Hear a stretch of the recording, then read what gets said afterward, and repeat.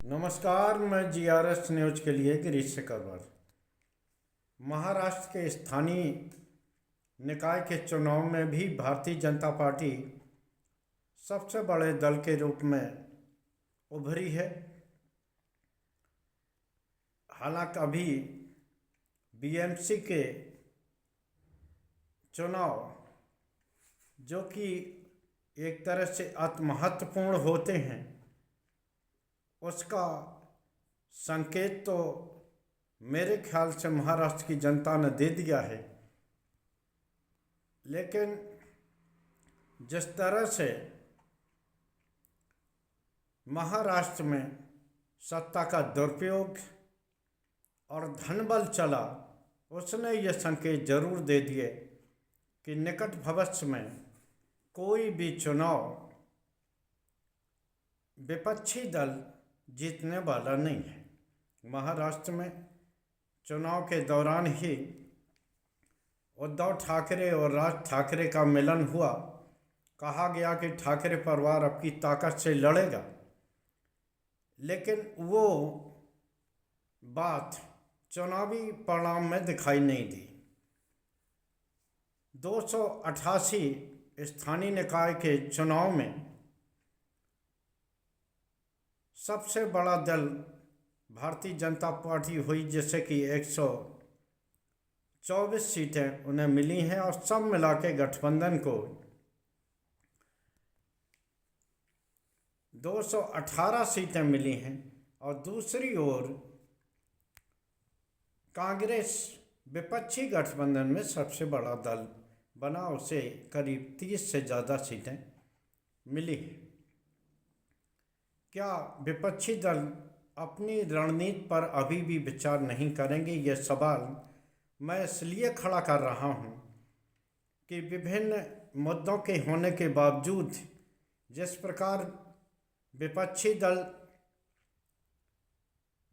मुद्दों को भुना नहीं पा रहे हैं और उनकी लगातार विभिन्न चुनाव में करारी हार हो रही है, वो ये दर्शाने को काफ़ी है कि अब कोई भी चुनाव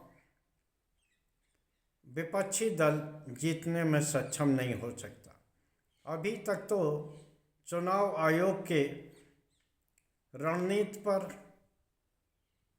और चुनावी चंदे आदि के रूप में सवाल उठ रहे थे, लेकिन अब स्थानीय निकायों में के चुनाव में, जैसा कि शिवसेना उद्धव ठाकरे के सांसद संजय राउत ने बताया कि जिस नगर परिषद का कुल बजट सालाना 30 करोड़ है, वहाँ 150 करोड़ रुपए चुनावी प्रचार में बहा दिए गए।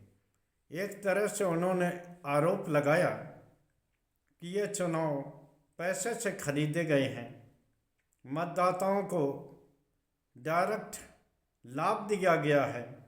इसी तरह अगर चुनाव हुआ तो विपक्षी दल निश्चित तौर पर कोई भी चुनाव नहीं जीत पाए।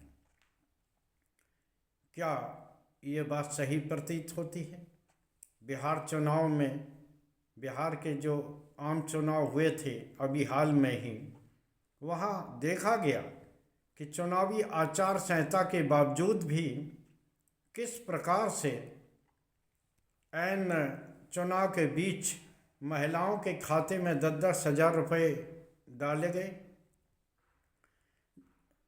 और चुनावी आचार संहिता की धज्जियां उड़ाएंगी।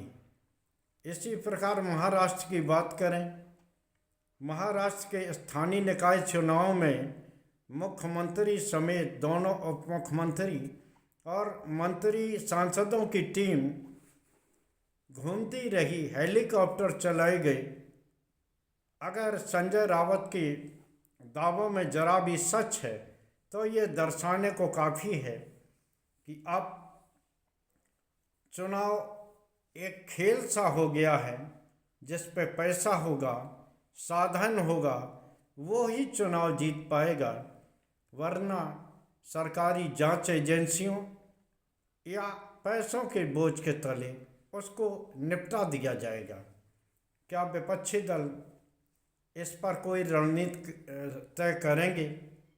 अभी भी हम ये देख रहे हैं विपक्षी दलों के बीच तमाम तरह की मतभेद की खबरें आती रहती हैं, जबकि ज़रूरत इस बात की है कि सभी विपक्षी दल अपने सभी मतभेद भुला के एकजुट हों और चुनाव को लड़ें, जनता से अपना कनेक्ट करें और जनता के मुद्दों पर ही चुनाव लड़ें। लेकिन अगर वोटर लिस्ट दोषपूर्ण बने और स्थानीय जनता के मन में ये विचार हो जाए कि अगर विपक्षी दल जीत गए तो उनके विकास काम नहीं करा पाएंगे, यहाँ तक कि मंत्री तक ये कहते दिखाई दें कि हमारा खा रहे हैं और हमको वोट नहीं दिया, तो निश्चित तौर पर हम बजट रोक देंगे। इस प्रकार की खबरें भी महाराष्ट्र से आईं, जहां की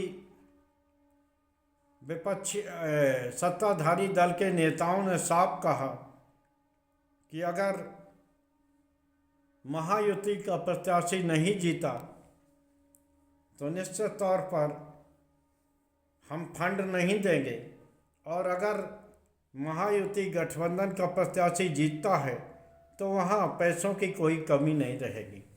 क्या ये जो चुनाव है वास्तव में धनबल या पैसे से प्रभावित किया गया है, सत्ता से प्रभावित किया गया है? अगर ऐसा है तो निश्चित तौर पर चुनाव का कोई मतलब है नहीं। वैसे तब भी चुनाव ही वो चीज़ है जो जनता की आकांक्षाओं और लोकतंत्र को जीवित रखता है। निश्चित तौर पर विपक्षी दलों को मिल बैठकर कोई न कोई ऐसी रणनीति बनानी होगी कि जो उन्हें उनकी भावी रणनीति को जिंदा रखें, लोकतंत्र को जिंदा रखें और विपक्ष दलों को मजबूत करके निश्चित तौर पर समाज को, देश को तानाशाही की ओर ले जाने से बचा रखे। आज के ब्लॉग में बस इतना ही। जय हिंद, जय भारत। हालांकि महाराष्ट्र के स्थानीय निकाय का चुनाव स्थानीय है और लोग स्थानीय स्तर पर विभिन्न तरह के मुद्दों पर विचार करके वोटिंग करते हैं, लेकिन जिस तरह का आरोप संजय राउत ने लगाया, अगर इसमें जरा भी दम है, जैसा कि दिखाई भी दिया चुनाव प्रचार के दौरान, सत्ताधारी दल के मंत्री सांसद ये कहते देखे गए कि वहाँ विपक्षी जीता तो फंड नहीं देंगे, वो ये दर्शाता है कि निश्चित तौर पर देश किस ओर जा रहा है। जय हिंद, जय भारत। कल फिर किसी नए मुद्दे पर आपके साथ जुड़ने का प्रयास करूँगा।